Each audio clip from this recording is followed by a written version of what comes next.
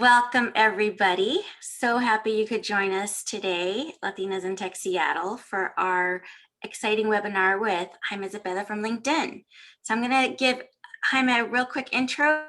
He's going to present for about 30 minutes or so. We've got some time at the end saved for Q&A. There will be an opportunity for you to take a poll and let us know if you'd like a follow-up with LinkedIn. I think it's going to be really interesting. And then our chapter director, Nancy, is going to give the closing remarks. So Jaime is the West Coast Regional Manager of Customer Success in LinkedIn. What does that mean? That means he knows exactly what it takes to make your LinkedIn profile rock and stand out. And that's what he's here to talk to us today about. Jaime, go ahead and share your screen and take it away whenever you're ready. Great. Thank you so much, Veronica. Thank you. Can you all see my deck? I hope I'm getting thumbs up. Hi, everyone. Okay, raise hands. I believe the raise hands is the virtual yes, so I'll go forward. Great, thank you, everybody. All right, so hello. I'm very excited to be here, and I'm very excited to talk to all of you, fellow Latinos and Latinas, mostly Latinas, so I might be one of the only Latinos here, and that's totally fine. So I'm very excited to talk to you all about a couple of things. One is how you can make LinkedIn probably one of the most effective tools that you might have to find your next job or to accelerate your career.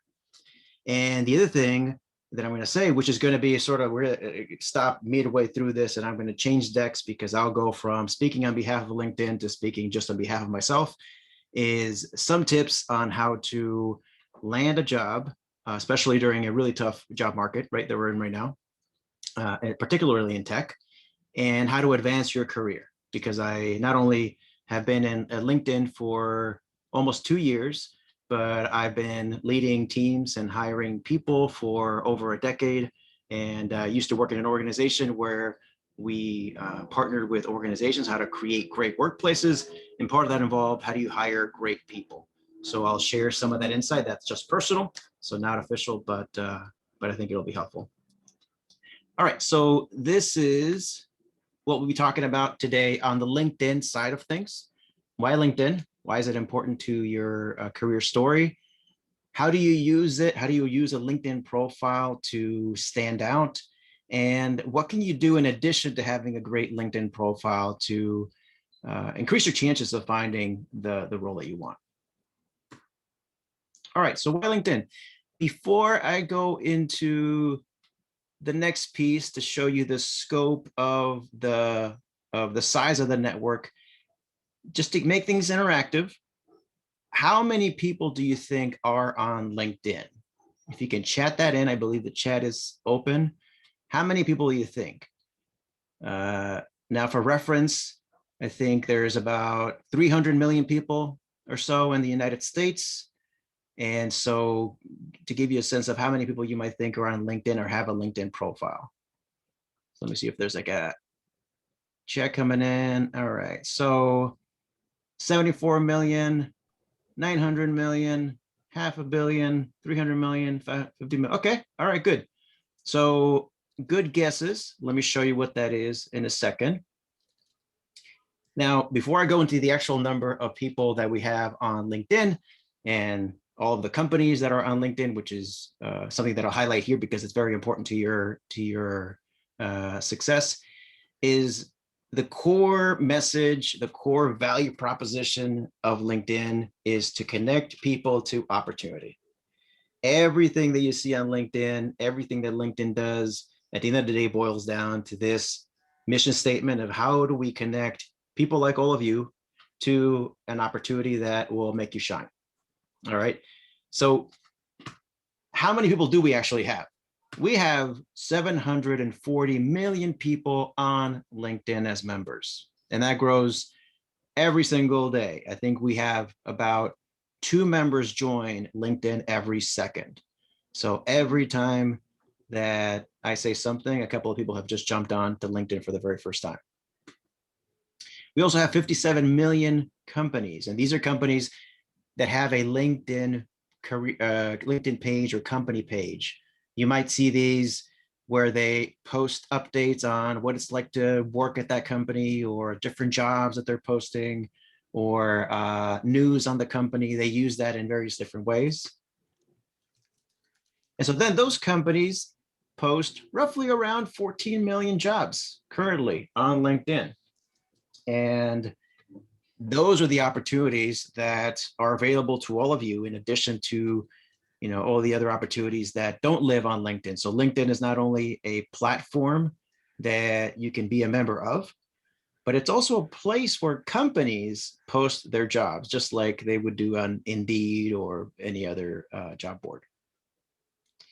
Now, going a little bit further, we also have skills on LinkedIn. You might see this if you already have a LinkedIn profile, you can highlight skills that you already have, and then other people can kind of like +1 how effective and how competent you are at those skills.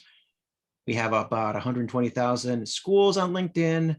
We're now also including high schools. That's now where we're moving to include every single high school in the United States on LinkedIn for them to have a page. And we just have a lot of knowledge. We have a lot of courses. We have a lot of bits of knowledge on people, the workforce, where people are going to. And so that ends up creating what we call the economic graph. And that's information that we use to improve our product, our platform, and find better ways of connecting people to opportunity. All right, so now I'm going to jump into your profile. How do you use it to stand out? How many of you have a LinkedIn profile already that you check? Well, let me post this way. How many of you log on to LinkedIn once a day?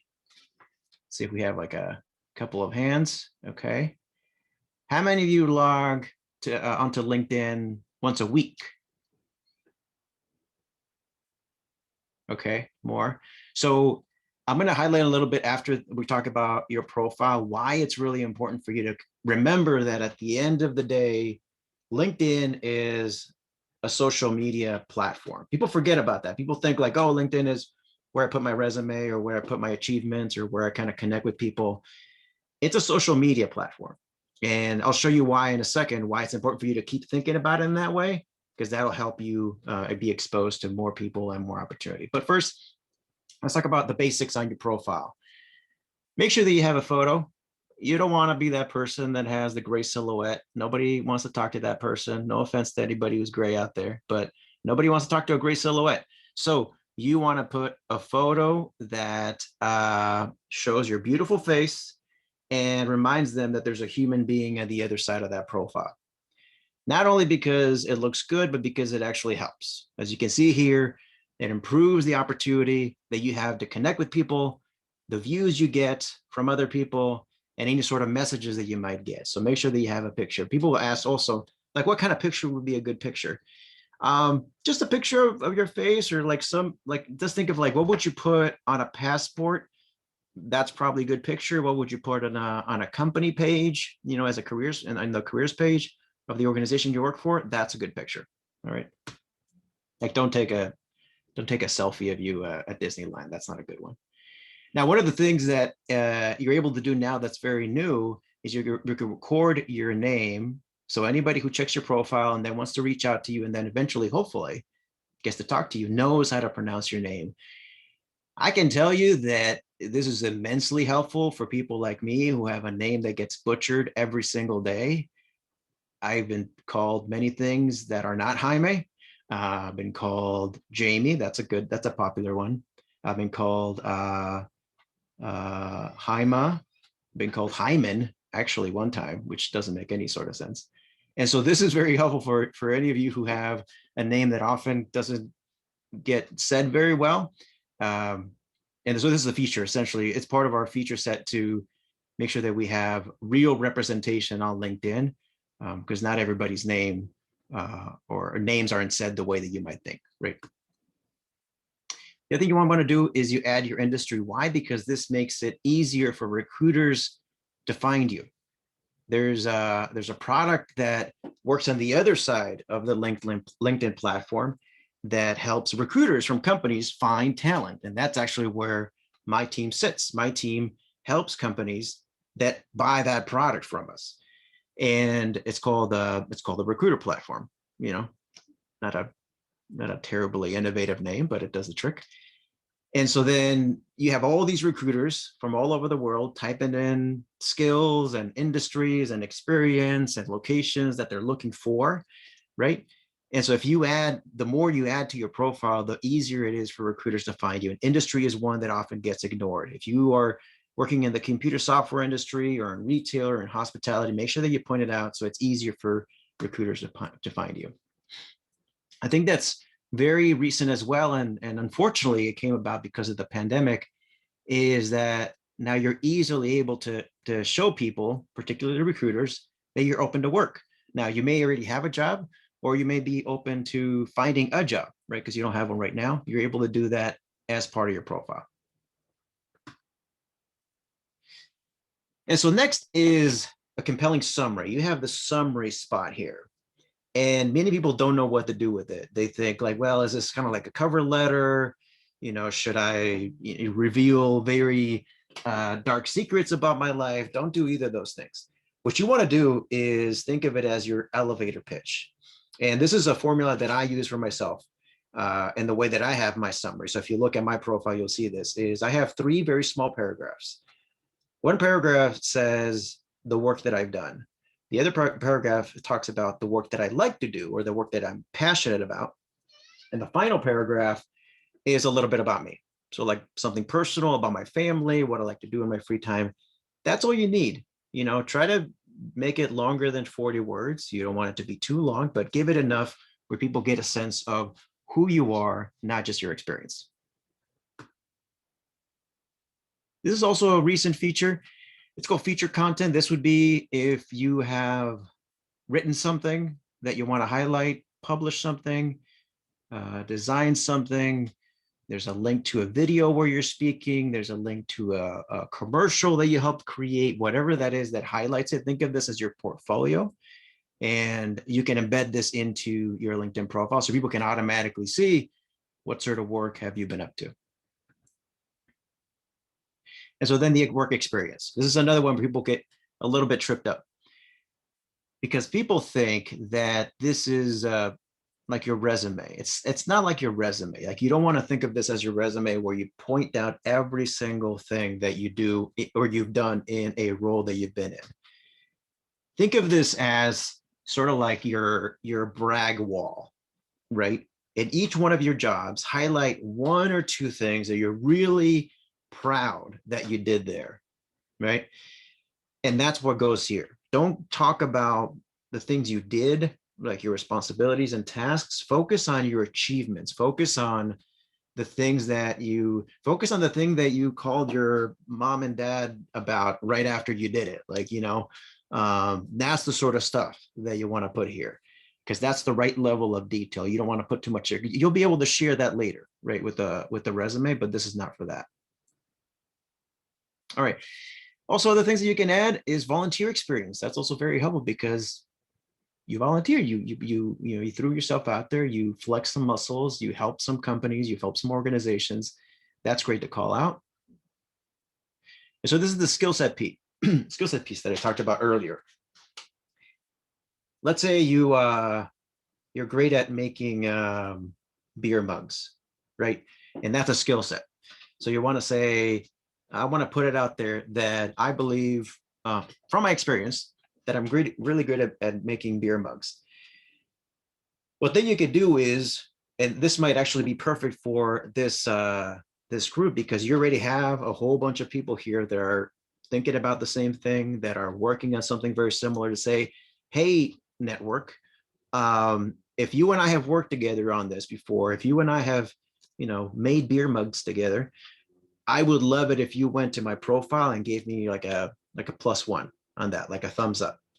Why? Because the more that happens, the more you're just going to be known for those sort of things.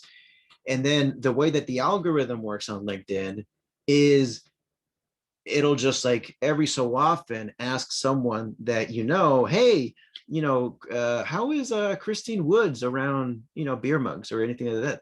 And they'll say, oh, I think she's great. And then they'll probe a little, the platform will probe a little bit more. Well, how do you know she's great? Like, did you work with her? What's your relationship? Would you say she's like top of the class on these sort of things? And so all of this matters, because when company recruiters are looking for people and they're looking for skills, those people that have kind of skills that are rated higher than others will just kind of go to the top. All right. So this is one of the reasons why you want to tap into a network that you already have and ask them to help you on your profile, which is very easy to do. The other one is requesting a recommendation. Now, this is something that most people don't do. And if they do, they don't do it enough. They'll have like maybe one recommendation, maybe two, most often none. And so, and I think most of the time it's like that because it's a little, it's not easy to go out to someone and say, hey, you and I work together. Would you mind putting a recommendation on my LinkedIn profile? Because I'm looking for different opportunities and I think this would help me out.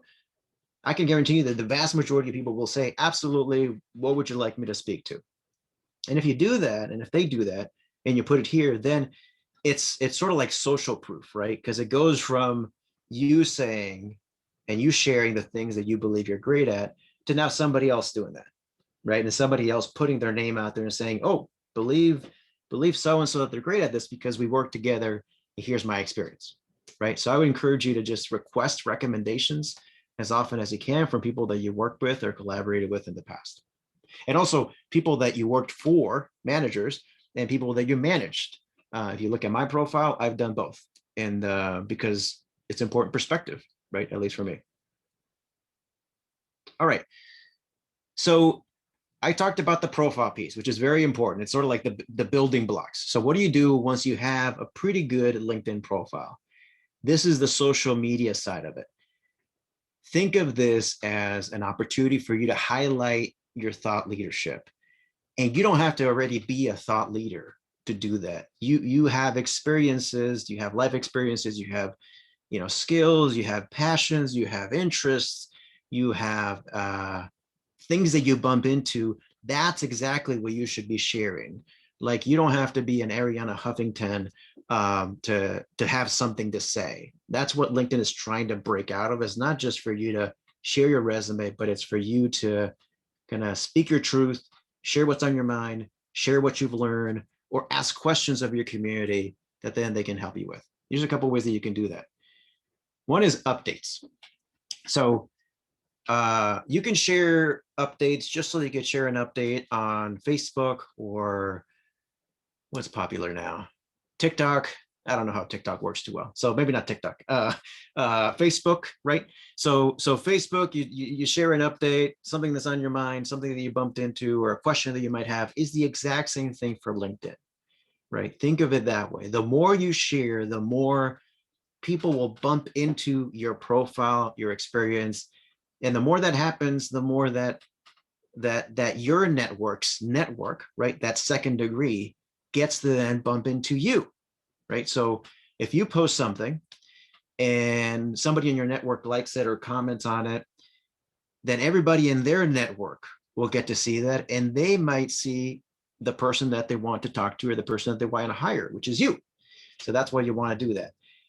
What do you update on? You update on anything that relates to career, your professional or personal development, personal or professional challenges that you would typically share at work, anything that you might need from other peers, other professionals out there. That's kind of it. Like, don't share anything too personal. Like, that's sort of like not the platform for that. It is not personal like Facebook, and it's not personal like Instagram. It's more like it's like Instagram with a suit on, right? With a really nice, like you're going to an interview. That's sort of what LinkedIn is. And so you think about it that way. Now, publishing is taking it one level beyond, where you're not just posting like a status update or sharing a link. You're actually writing an article, and few people do that. Now, if you are inclined to do that, I encourage you to do that, simply because as you have like a lot of influencers and Instagram and Facebook and Twitter. There's not that many yet in LinkedIn, so it's not a crowded space yet. So if you're interested in doing that and kind of building out your personal brand by, writing posts and sharing your thoughts, it's a good time to do it. It's going to get harder as we move forward, and it's going to become a lot harder to stand out because more people are going to be on it. All right, so some best practices on sharing your updates. Share it in your authentic voice. That's what people want to hear. Post frequently. The algorithm loves it when you post frequently. You'll get boosted more frequently, more often if you just constantly are sharing stuff. So that's why you don't have to overthink what you're going to share. Just whatever comes to mind, either things that you bumped into or questions that you might have that you want to tap into your community for. Now you start a conversation where you, like I said, like you ask a question of your community, of your network on LinkedIn, or you're just sharing your point of view. And if you can include a picture, if you can include a video, that's even better. The same sort of things applies like on Facebook and other platforms, is media makes things more engaging. And so you'll have a higher likelihood of it being engaged. And the more engaged people are to your content, the more it will spread. And lastly is make it a conversation, so don't just like post for the sake of posting, post and say, hey, have you bumped into something similar? Or what are you all doing right now? What are you all reading? I'd love to hear your thoughts. That then, of course, creates a level of virality. All right, so last couple of things is, when you publish, it becomes part of your profile. It's something that people can see when they look at your profile and your activity.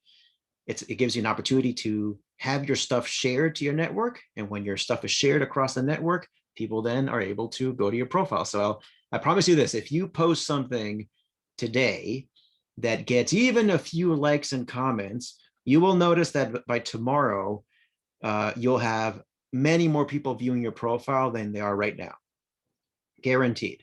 So think of something to post. That's my challenge to all of you. Think of something to post today. And over the next few days, you'll see that more people are viewing your profile. The more often you do that, the more that will happen. And as I mentioned before, when you post, it gives you an opportunity to be a little bit viral. Okay. So real quick, a couple of things here before I switch to the the tips that I want to share with all of you on how to stand out in the job market is when you're publishing like a piece, not just a status, make sure that you have a headline that's snappy and kind of hooks people in. Again, include a photo. Media is always great. It just makes things more engaging. Use your authentic voice. Like this is an opportunity for you to shine as who you are, not trying to be too polished. Remember that LinkedIn is a social media platform. The social part is what's important here. This is not you making presentations. This is not you doing a TED Talk. This is you speaking your truth, but just in a more professional way. And then just think about your audience and the length. Right, so because you want to make sure that it's not too long, where people just kind of shy away from reading it altogether. And the thing about thinking about your audience too is it's always a good idea to like take a look at who's on your network on LinkedIn. You might realize that because you're, for example, like in Seattle and in tech, a lot of the people that you're connected to are in Seattle and in tech, and that's totally fine. So make sure that you kind of cater to that. If you're somewhere else, post stuff that will be relevant to them, but just thinking about your audience is always important. All right, so I'm going to stop there and I'm going to switch over to my other deck. And while I do that, can someone let me know if there have been any kind of reoccurring questions that I can help answer? Sure. While I do the switch. I've got the questions for you here, Jaime. So a couple of questions here. Is there a recommended number of recommendations that you think we should target? That's great. There's no recommended number of recommendation. I would just say let's definitely have at least one, right? If you have at least one, it'll make you stand out. Most people out there have zero, which I believe should not be the case because everybody has at least one person out there that believes in their work. So you should have at least one. Right. Well, you want some more questions? Yeah, let's do one more and then I'll switch over. All right. How many skills should you have listed on your profile? Is there a preferred number? It's a similar kind of.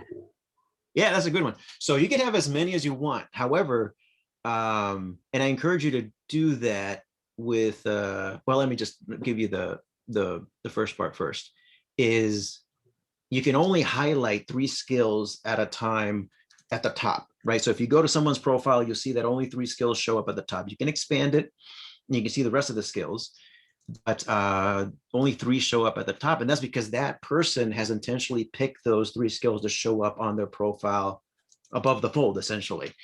Why? Because it's easier than for someone who's perusing their profile, who happens to know the person, to then just say, oh yeah, I believe they're great at publishing. So they give them a plus right there, right? But the other part that I was going to say is you can technically put all the skills that you have on your LinkedIn profile. However, remember that your LinkedIn profile is there to connect you to an opportunity. So it might be beneficial for you to be very focused about the kind of skills that you want to post there for people to know about you based on what kind of opportunity you're interested in. If you are interested in marketing, have a lot of marketing skills. If you're interested in engineering skills, anything like that. I mean, you can technically have all of them there, but in terms of what's more effective, I would say is just being focused on the skills that are there so people can start building this, or you can start building this personal brand for yourself that associates you with the skills and the roles that you're interested in. Okay, great. Thank you, Veronica. All right, so I'm gonna switch here to the other presentation.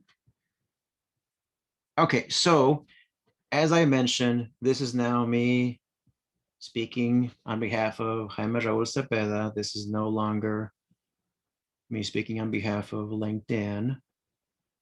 With that said, this is my my deck on just tips on how to bring more Latinas to tech, and for Latinas who are currently in tech to keep going up, right? And so I try to be a little bit funny here, and I thought a good way of saying this would be pan dulce with Soylent, because as you all know, tech bros love Soylent. I get it. I'd rather get atole, but that's just me. And see, this is the tough part about a virtual meeting, because I don't know if any of you laughed at that, but I'll assume some of you did. All right, so where are we in tech is, and I don't think I have to, hide the punchline for you here, but it's not great. But in the chat, what percentage of tech is made up by Latinx, Latinos or Latinas, Latinx? What's your guess? What percentage of tech is made up by our gente? Let's see, let me look at the chat. 2%, 8%, 4%, 6%, 15%. Yeah, you're all around there. It's not good. It's 7%. It's gotten better, but it's easy to go up when you can't go down. But so at 7%, it's not great. Now, the Valley, as you all know, and I don't want to say that just tech is only in the Valley, but I think everybody sees that Silicon Valley is just known for being in technology, is aware of how bad it is. And from my contacts within LinkedIn and other tech companies, it is constantly something that is being worked on. How effective is it? That's a question to explore later on when I have more time, and we can talk more freely. But it is being worked on. Also, the other thing is you want to be in tech if you're looking for fast career growth, because it is still the part of the economy that is growing the fastest, that is attracting a lot of great talent, that is withstanding right now a very terrible year that we all had. Tech was I think probably the industry that handled it the best. Not as many jobs were lost, not as much revenue was lost. And so, if you're interested in going into tech, I still think it's a good move. It's tough. And unfortunately, it's too tough for people like us. But I still think it's a good move. So here are some tips for any of you who are looking to move into tech or just simply looking for a job. So some of these tips are not necessarily just for tech, but just for job seekers overall. All right, so first about the resume. a couple of things here is, and this is largely from my experience as a hiring manager, a few things. One, too few people list out what their impact is on the resume. There's a lot of information on what you did, your tasks, your responsibilities, and all that is fine. There's nothing wrong with that. However, I want you to think about it from like the hiring manager perspective is, what tells me that you did any of those well? Like I know you did it, but did you do it well? And if so, how can you show that to me, right? So just remember, it's about impact. Your resume should be about impact, your experience, the questions, I'm sorry, the answers that you give at a job interview, they should speak to impact. And the best way to do that is by putting numbers to something. Now, the numbers piece is tricky for people who don't live in a numbers world. So if you happen to be an executive assistant, right, for example, how do you put numbers to the work that you do? It's a lot harder, right, than if you're an accountant or if you're a project manager or whatever it is. However, it's still possible. Like by numbers, I don't mean specifically numbers, but like quantifying things. For example, you could say that you found, as an executive assistant, you found a way to reduce the amount of time it took to collect and share notes with the board or something like that. Because what that tells a hiring manager is that you not only do the job that you're asked to do, but you look for ways to optimize it, to make it better, to look beyond your role, to solve problems. And that's a hiring manager's dream. Hiring someone that can not only find problems, but seek solutions. That's exactly what every hiring manager wants. All right. And the last thing here in the resume is make it one page. I know you hear that a lot, but it's really important. Don't focus on making it look great or pretty, or I see like a lot of resumes where they have like the picture of the person there and all these things. Is like, I think that's only important if you're looking for a role that requires some sort of like aesthetic, competency to it. If that's not what you're looking for, just focus on making it brief, concise, and impactful. That's what you want to do. Now, how do you look for a role? How do you look for a company? And I think this is specifically important in tech, is rather than starting by going to Indeed or LinkedIn or anywhere that you go and looking for the role that you're interested in and trying to find all the different companies that have an opening for that role, instead do some due diligence first and have a list of companies that you're interested in working at first. And what that means is go to places like, excuse me, places like Glassdoor, go to places like greatplacetowork.com, go talk to people that have worked there, people who currently work there, get a sense of what's it like working there? Would I love working there? What's the culture like? How do you get promoted? What kind of personality thrives there? And then when you realize, oh, I definitely want to work there, add it to your short list. And it should be a short list. It should be like 5 to 10 companies tops. What that does is it then makes it very easy for you to be well versed in that company, so that you can just follow that company on LinkedIn, Twitter, wherever they are, their blog. And whenever a job pops up, you can easily apply to it. Like you don't have to do like the research to say, like, how do I put this together? How do I create a cover letter that kind of resonates with this or that? Because you already know that culture fairly well. Also, and Nancy will back me up on this one. You want to work at a company that has a great culture. Like, I don't care how much money they pay you. I don't care, that they give you a yacht for the weekend.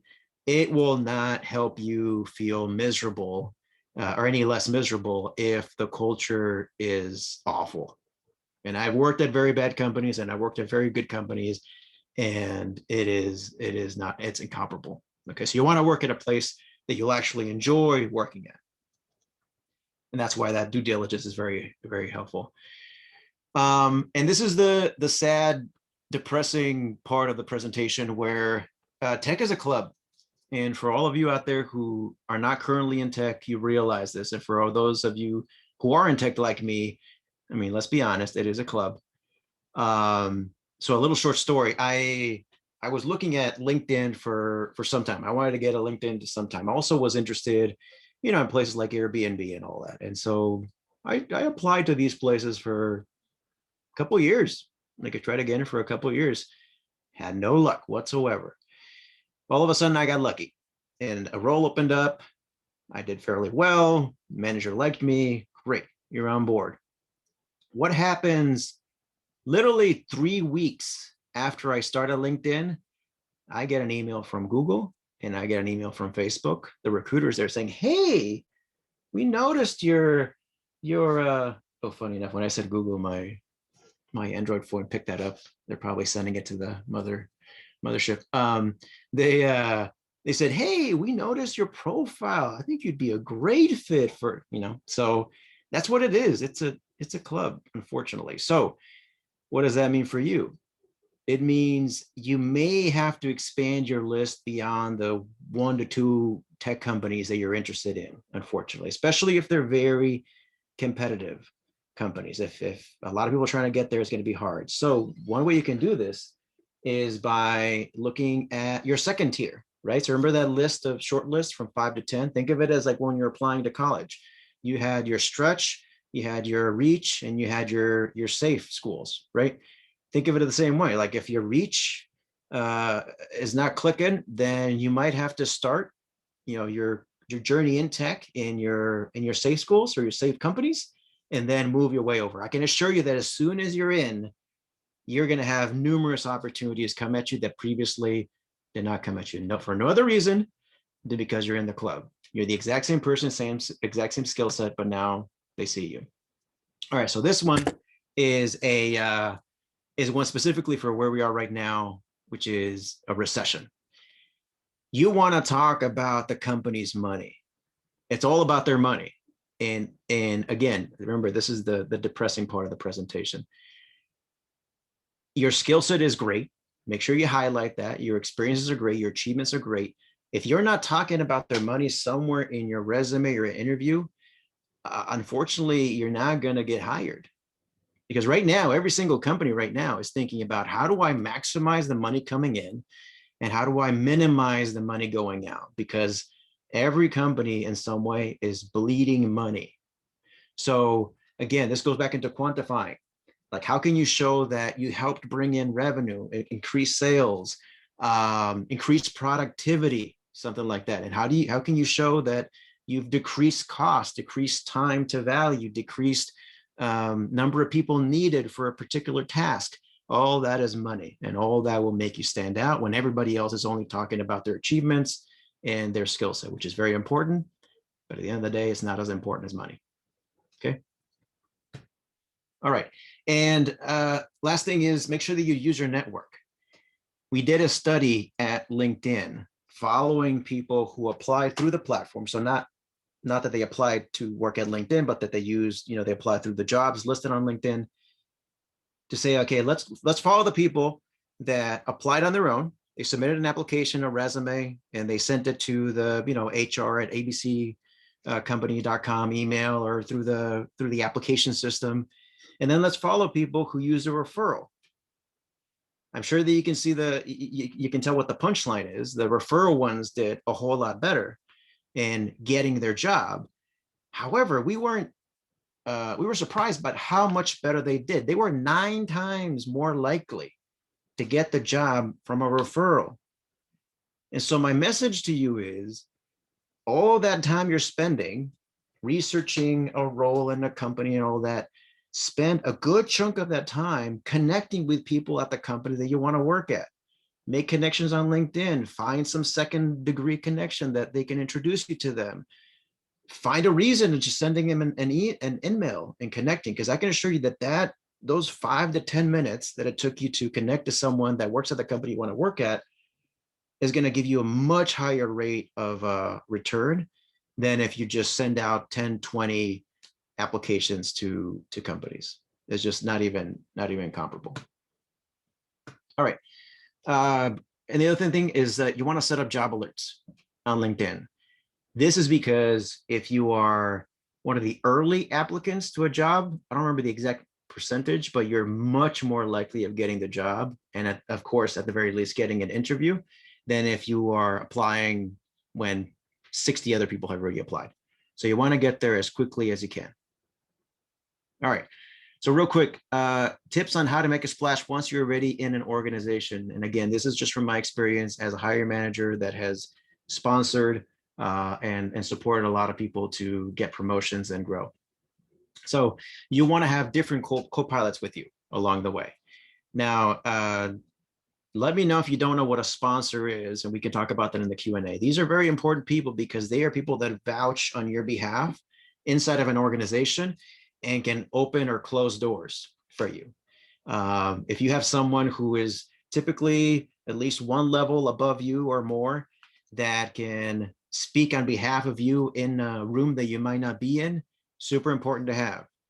Promoters, people who promote your work, support group, people that are probably on the same level as you are, who can either share tips or you can just have community with. And warm leads is people outside of your company that you want to always be in contact with, just in case, right? Just in case something happens, you don't have a job or something happens, you want to have those warm leads that you can connect to very easily and say, hey, are you all hiring? Because now I'm in a position where I need to look for a job. And build a stakeholder map.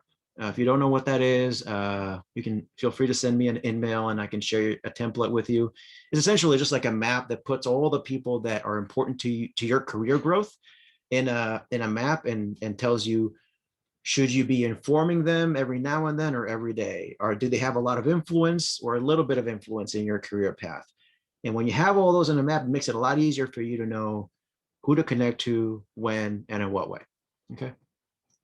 All right. So the other important thing is you got to learn the way things get done in an organization. If you're new, you're in a great position. Like if you're a recent hire, you're in a great position to learn that because you're just, you're supposed to be soaking everything in. If you've been in an organization for a while, it's never too late to do some, exploration. Is you want to study how things get done, the culture, who's powerful, right? Who has the information, who has influence, who is close to people who have influence or power. Studies have been done within organizations that the most powerful people in an organization are not the people who have a great title or paid a lot of money. It's actually the people that are connected to the most people around them. Why? Because they can share information. They know things other people don't know. They can influence decisions.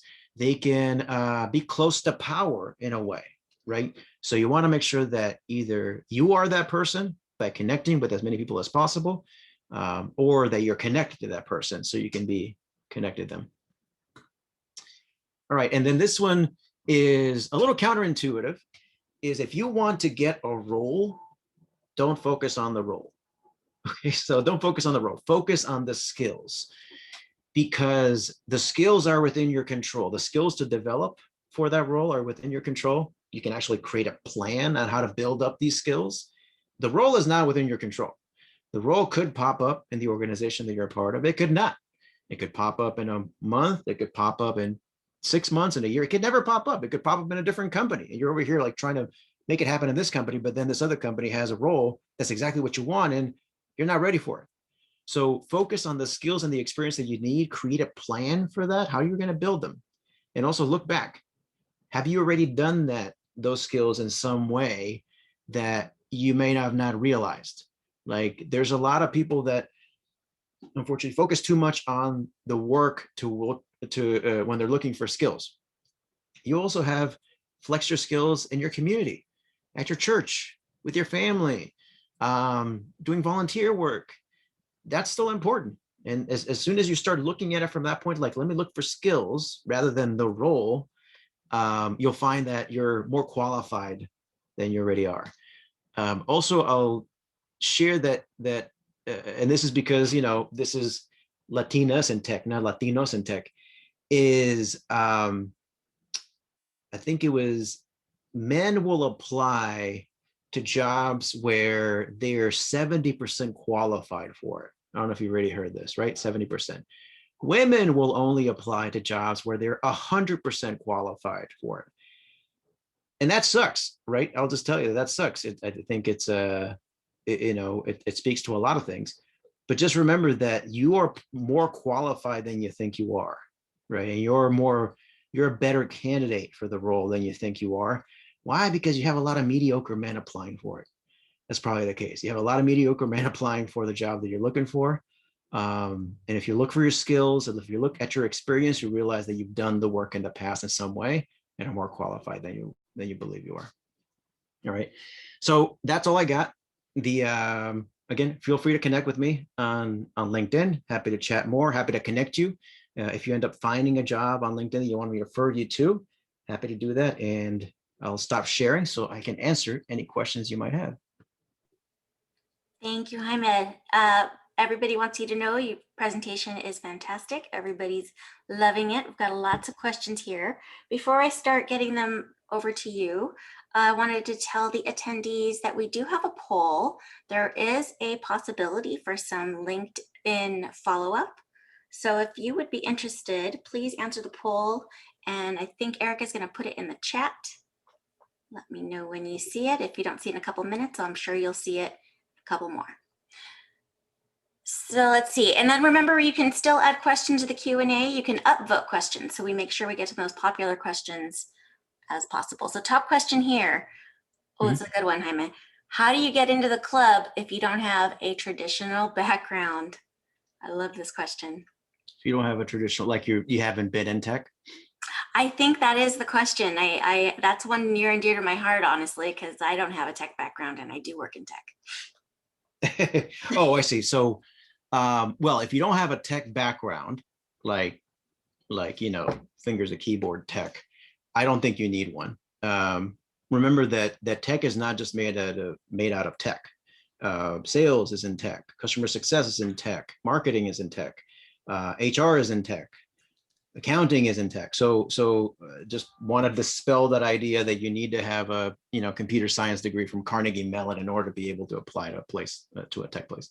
So that's one. You don't need it. The other one is, how do you get into tech, period? That's really where I encourage you to go back to your list of companies. There's not much that you can do yet, I'm sure there's work in progress around here. There's not much you can do yet to change the fact that it is a club. Okay. What you can do is find the easiest way into the club. And the easiest way into the club is by not just applying at Salesforce and Amazon and Microsoft and all that, but looking at that second tier of companies that are still doing great work that you're still interested in, but probably are not getting as many applications as the other places are. I mean, Facebook gets millions of people applying to Facebook for hundreds, maybe thousands of roles, right? The odds are really, really bad. Startups is a great place to do that. I think probably startups is some of the best places that you can go to early on, especially if you're trying out a tech, because you get to do a little bit of everything. I love startups.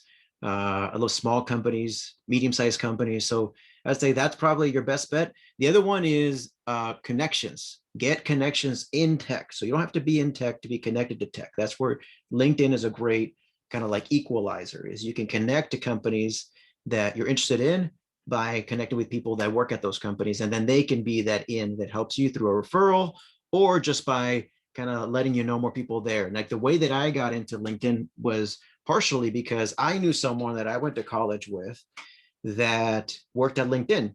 And so then she would invite me to like some of the happy hours they had at LinkedIn, to some of the career nights they had at LinkedIn. And so I got to know some of the people there, expanded my connection set. And so then by the time that this role came up and I was able to get into it, I knew enough about LinkedIn that I think I had like a hand up.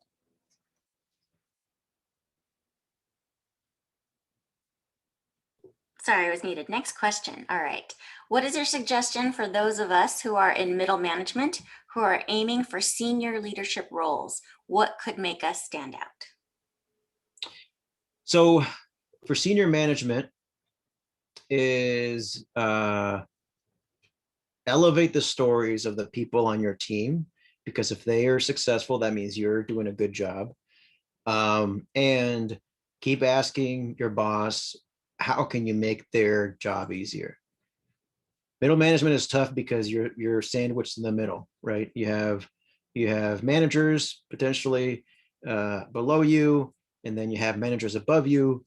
So you just have to work both sides. You have to work both sides. So keep, raising stories, cultivating your team, the team below you as much as possible so that, you can showcase their success, because that'll be your success. And then keep asking your boss, what problems do you have? How can I help? I hear this a lot in the meetings that we're in. Is this an issue? I'd be interested in helping out and working things out with you. That always makes you stand out. Managers love people who volunteer themselves to help solve the trickiest problems. Here's a question about how to stand out when trying to get a job in tech as a software engineer. Ooh, that's a good one. I don't know if I can speak to that too well, because I don't know that space too well. But if you're open to it, send me an email, and I'm sure that I can connect you with someone in engineering over here at LinkedIn, and you can set up a coffee chat. Great. Amelia would like to know, would it be possible that you share an example of a stakeholder map? Yeah, sure. I can totally do that. I can share it afterwards, and you can spread it around. Yeah, we can get it from you and put it up on our page if you like. Yeah, totally. Awesome. What are your interview tips? Oh, that's a good one. Interview tips. Sort of the same one as the resume one. Focus on impact, quantify. The other thing too is people don't do this enough. I don't know why. Maybe because they think it'll look weird. It's okay to bring a notebook to an interview, or to have a notebook near you. And within that notebook, I would encourage you to have a story bank, right? Of different stories of things that you've done that you can just kind of pull out whenever there's a question that relates to it. First, study the job description. So job descriptions are crafted in a very specific way. When you look at the responsibilities in a job description, the responsibilities at the top of that job description are the ones that are the most important to that job, the ones that'll probably take the most time for somebody who's in this role. So I would say, take a look at that, study that, and then think, where have I done that? And what stories can I relate to that? And then just jot that down, either memorize it, if you're able to do that, or put it in your notebook and bring that to your interview so that you're ready, right? Hiring managers have notebooks. You should be able to bring a notebook too and bring your notes, and that'll help you out. Absolutely. Let's see. Oh, we already did that one. We said, if I want to do HR recruiting in a tech company, should I add HR or tech for my industry? Ooh, that's a good one. Well, your industry would be technically tech in this one. Your function would be HR. Yeah, so HR is considered a function in terms of the mapping here at LinkedIn, or at least in the LinkedIn platform, and your industry would be tech. How do you connect with a recruiter on LinkedIn for a company you really want to work at? It's tough because recruiters outside of hiring managers are the ones that get the most connection requests on LinkedIn. That also means that you'll probably you have a lower chance of them responding than if you were to reach out to an individual contributor, somebody else on the team, someone who's not a hiring manager and someone who's not a recruiter. You're likelier to get a response from them more than others. So that would be my recommendation, is that you start there. You only need a connection, to any sort of connection, to get a referral within a company. However, if you want to reach out to a recruiter or a hiring manager, the best chance is finding some sort of commonality. Maybe did you go to the same school? Do you know someone in common? The other one is make your email short, 2 sentences, maybe 3 tops, and be specific about the ask. Too many people, emails, what have you, say something like, oh, I'd love to talk and kind of pick your brain. Do you have time? It's like, no, I'm not going to say yes to that, because what do you want to talk about? Do you want to sell me something? I don't know. So be specific about what you want. It's like, can I have 10 minutes to ask about what it is like to work there? Or can I have 15 minutes for you to tell me, how big is the, is the engineering department growing? What's it like? What are the biggest initiatives at your company? Be specific, and that'll increase your likelihood of a response by a lot. Awesome. I'm going to ask you the next two in tandem. Is there Okay. is there a recommended frequency for sharing updates versus publishing? And is fun content useful? Fun content. I mean, if it's fun, yeah, you should totally share it if it's fun. Share the fun content with me. How frequently? If you can, every day. If you can, every day, because the algorithm then will love you, and they'll say, "Ooh, this person is posting regularly." Now, don't just post stuff to post. Don't post like, "How's everybody doing today?" and that's it. Or like, "Hey, nice weather." Like make it meaningful. Like make it engaging. If you do it somewhat engaging content, and you do it regularly, from the first day that you do that to the 30th day that you do that, you'll see that the reach is going to be huge. Like the reach is going to be so much bigger. So post quality, post quantity, and the algorithm will take it from there. And then fun content is like, yeah, I'm assuming fun content is good as long as it's safe for work. Exactly, right. What do you recommend for privacy settings? This is interesting. Yeah, for privacy settings, that's very unique to the person, whatever you feel comfortable with. If you're looking for a job, if you're looking to be found, I would say lean more towards the lax privacy settings. Like don't make it something that's very hard for anybody to connect with you, because that could also include a hiring manager or recruiter. So if you're already at a job, you're like, I don't need to connect with anybody else, or I don't want to, then I would say go as stringent as you want, but privacy settings, that's up to you. So here's a little bit of a specific question. Okay. How do you recommend highlighting multiple experiences from consulting? This person wants to exit to industry and is being told she or he is too entry level despite having multiple years of experience. Is taking a more junior role the only option, or is there a way to properly highlight her consulting experience? It's interesting. I think, it's another one where it would depend on what exactly, why did they say that you don't have enough to go beyond entry level. So this might be one where, like, if you want to reach out, we can connect afterwards. I will say that always remember that there's a sort of like an unwritten formula in terms of roles and the size of the company. An entry level role at a large company is sort of like akin to mid-sized, or I'm sorry, a mid-level role at a small company. Okay, so it may be true that you're trying to, enter a really big tech company, and because of that, it's like you're not even, you can't go past entry level. However, if you go to a startup, you might be able to get exactly what you want. So again, it really would depend on what exactly the experience that you have there. I know a lot of people who have moved from consulting to tech, if that's what you're talking about too. It is a doable path. A lot of people think like switching industries is very hard, but remember, just like focus on your skills, don't focus on the role, and you'll find that you have more skills and experience to share than you actually thought. We have time for one more quick question, and Okay. Nancy's going to close us out. Here, I like this one too. You mentioned having a one-page resume, but what about if you've been in the business for more than 15 years? I've been in the business for more than 15 years, and I have a one-page resume. There you go. So it is very tough. I'm not saying that you have an easy task here. However, by forcing yourself to have a one-page resume, you will find that you take out all the fluff, and you will say every single word and every single line is like a whoa. It's a wow statement, because you're focusing on the impact. If it doesn't wow yourself, and you're like, oh yeah, that was really great, I'm really proud of the fact that I did that, take it out. Like take out as much of the fluff as possible. And but it's doable. When you get close to, I'd say probably like beyond 15 years, okay, it's hard. And at that point, like, think about having a 2-page resume, and that's totally fine. But I would say start by forcing yourself to have a one-page resume and see how that works. And if you can make it fit, you'll realize that you have like the best resume you can have. Thank you so much, Jaime. Thank you so much.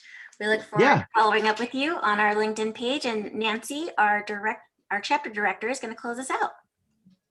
Hi, everyone. Just want to say thank you so much for attending. And thank you so much, Jaime, our resident LinkedIn guru, for stepping in and sharing some of your tips and tricks and just genius recommendations. This has been amazingly helpful. Just looking through the comments, I see a lot of momentum and a lot of energy around this. So thank you so much, Jaime. Again, everyone, there is a poll in the comments. Please feel free to respond if you're interested in one-on-one sessions with a LinkedIn recruiter. We will keep you guys updated about the status of this on our LinkedIn pages. There's also our LinkedIn page and our Facebook pages that you can follow, where we will continue to post updates and share next steps. So feel free to join and follow us there. And please add Jaime. Jaime shares a lot of like really great insights all of the time. And I have previously worked very closely with Jaime in my last role. So I can vouch for him 100%. Yeah, thank you all for joining us. We look forward to staying connected and to having you join us on more of our sessions and more of our events in the future. Thank you all so much. Thank you for having me. In person one soon. Yes, hopefully in person soon. Great, thank you. Thanks, everybody. Take care. Everyone. Oh, and just really quickly before everyone else jumps off, the questions that are remaining, any outstanding questions, we will post updates and responses on our LinkedIn page. So follow our LinkedIn page for any responses. We're going to tap into Jaime's brain one more time to get last minute answers on those. And we're going to post on LinkedIn. So please follow us there. Thank you. All right. Thank you, everyone.